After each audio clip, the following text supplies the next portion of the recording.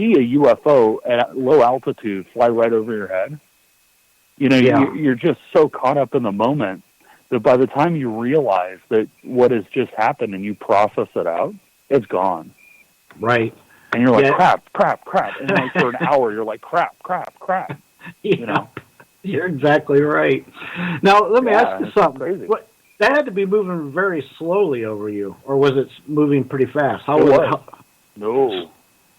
Slow? Super slow. Super slow. And in your opinion, do you think that was one of ours? Oh, yeah. You do? It was so low, I could see the panels. I could see because, you look at an airplane, right? Yeah. They have panels, like sheet metal panels that are on the fuselage, and you can see the rivets. I could quite literally see the rivet lines. Wow. Yeah, no, it was 110% us. See, I've been saying no that. Noise.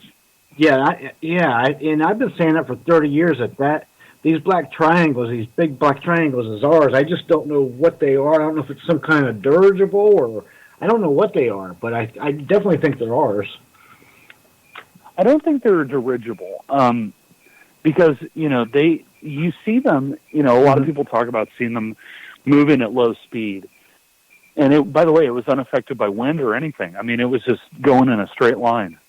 But sometimes you see them going very, very fast. And a few years ago, I saw some photos online because one of the things I do is I have a trigger on one of the news aggregators, and if it is like UFO in the title, it emails me, and there were these photos, and this had lasted over a few hours. That all these photos started to come in, these news stories started to come in, and one of the photos in particular was a pretty good shot of it, and when I monkeyed with it, the photo, I started to see where if you change the colors on these things, you can start to see the heat sources because even in the photo, it's a color photo, you can kind of see where there's like heat effects, like metal heating up or like a hot surface.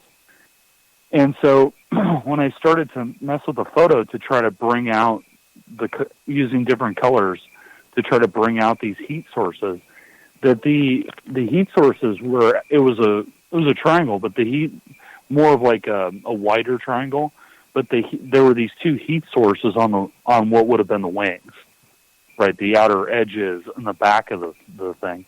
And I was able to surmise that what it actually was an aerospike engine. And the thing about an aerospike engine is that it's extremely fast, but it only functions at extremely high altitude because air has density, and the closer you get to sea level, the more dense air is, the air around us, because it has moisture or whatever, smog. There's particulate in it, but it's more dense. The higher you go, the less dense the air is. It's much thinner. That's why you have trouble breathing at high altitude. Or, if you live most of your life at sea level and you go up to the Teton Pass at 10,000 feet, you get winded because there's not as much oxygen in the air. Or you go to Denver, right? You get winded. There's not as much oxygen. Well, this thing can't function at lower altitudes because the air is too dense. So it can't force it through the engine as fast. And I was able to surmise that this thing was actually running on aerospike engines. And what was interesting about it is that if you plotted where the sightings had occurred, it appeared to go out of Area 51 and then go down into the south. And it ended up being sighted near an Air Force base called Tinker. And the thing about Tinker is that Tinker Air Force Base is like a refueling base. There are a lot of mid-air refueling squadrons that operate out of Tinker. And so it went right by Tinker. So I surmised that it had probably refueled there. And then the sightings continued and just went out over the Atlantic, heading kind of northish. And I figured that it was heading toward Russia. That's interesting. So you could. So pretty much you got to plot its destination and surmise that if you see them low flying, it was probably that engine you were talking about. And so I wonder how high it's at. Yeah, I wonder what their top speed is at the higher altitudes. You know, according to the literature that I read, the aerospike should be able to maintain at least a minimum of Mach 5. Oh wow, that's getting there quick. Yeah, so if you think about the SR-71, it was commonly held publicly that it did about 2 or 2.5.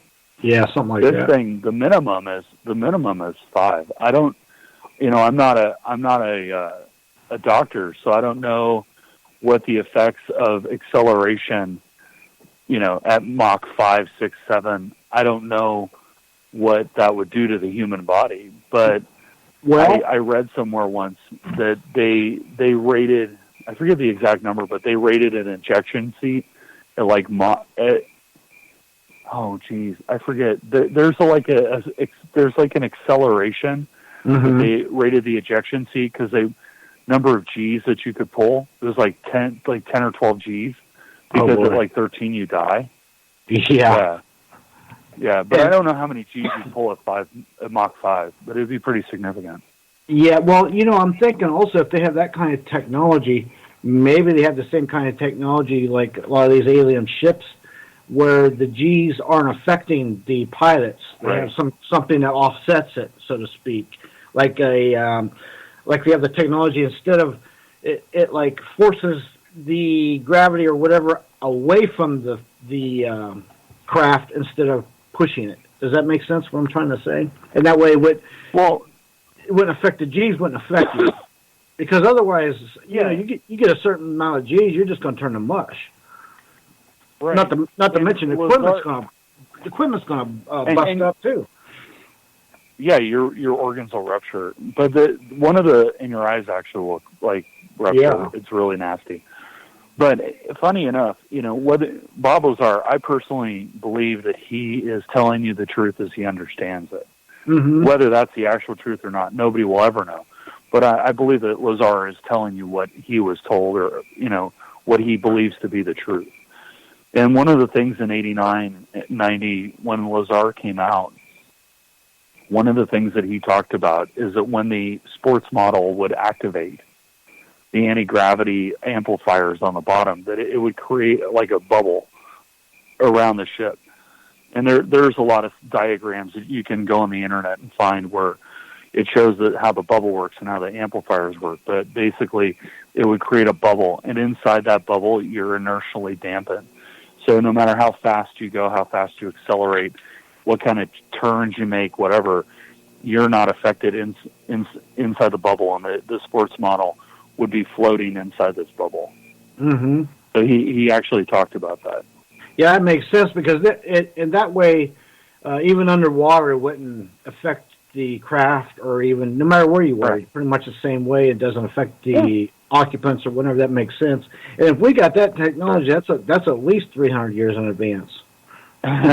Well, that's just it. I mean, you go on the news sites and they talk about having like teleported particles. And it's like if you're conservative and you say, well, they're 100 or 150 years in advance, maybe this guy was being a little wild.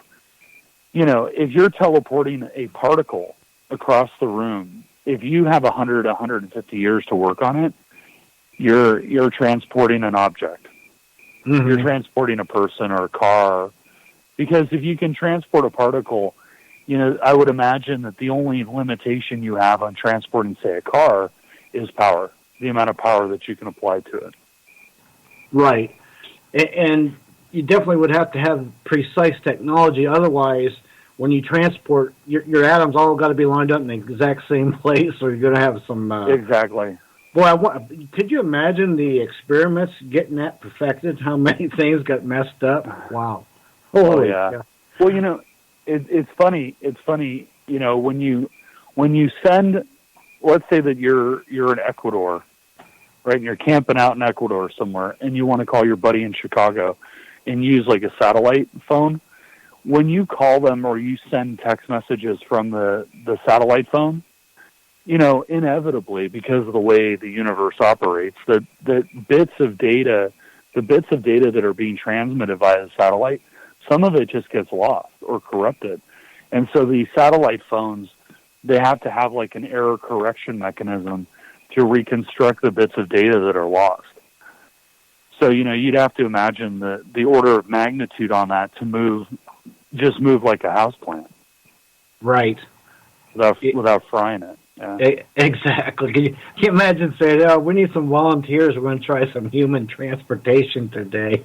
Gee. Some nut somewhere would be like, "I'll do it."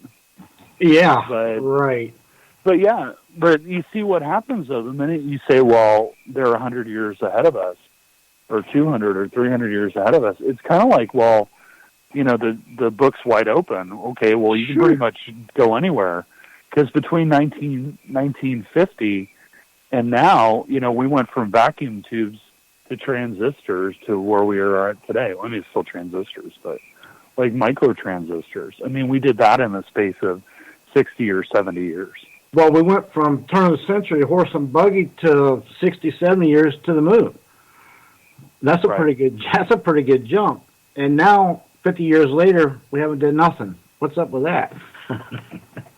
Well, that's a whole other conversation. I know we're 300 years in advance with technology. That's just mind blowing. And the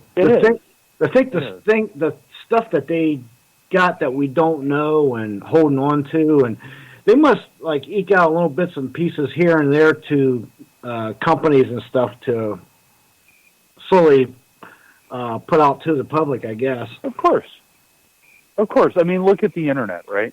Mm-hmm. Some of your listeners are listening on the internet. Well, when the internet was first developed, it was a communication system between missile silos that was supposed to survive a nuclear holocaust and ensure that they could get their launch codes, because if you have a nuclear war, one of the things that happens is that the atmosphere gets ionized, then you can't send radio communication.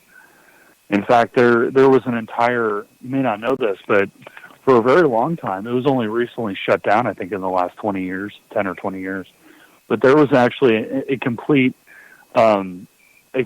duplicate phone network. So, you'd pick up the phone and you'd have, back in the days when it mattered, you'd have like Pacific Bell, and then Sprint was your long distance carrier, right? We had local phone service, and that was different than long distance. Well, the long distance lines, there was actually a completely duplicate, hardened, buried, way down deep phone network that was put in by the military so they could call the missile silos.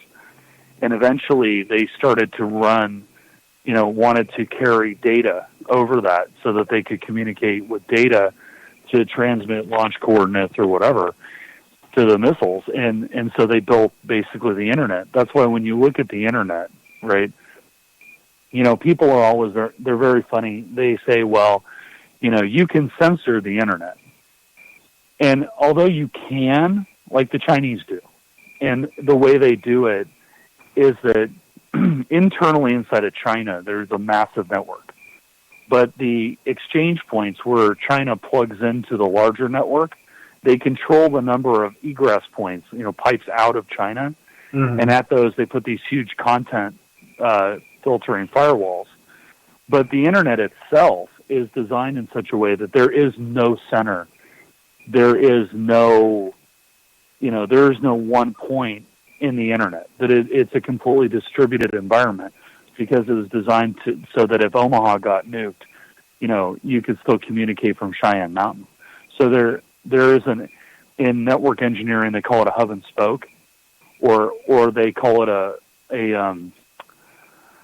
oh boy, the other one, I forget the name now, but it's basically any to any. So if you have a hub and spoke, all the data goes into the hub, and then there are spokes off the hub where you get routed from point A to point B. In an any to any construction, like a cloud, there's no center. So any point can communicate to any point at any time. And that's really, how the internet functions. What you have is you have little, pops here and there that connect with various networks, but it's not like, Comcast has one connection point to AT&T, which has one to Sprint, there are thousands, because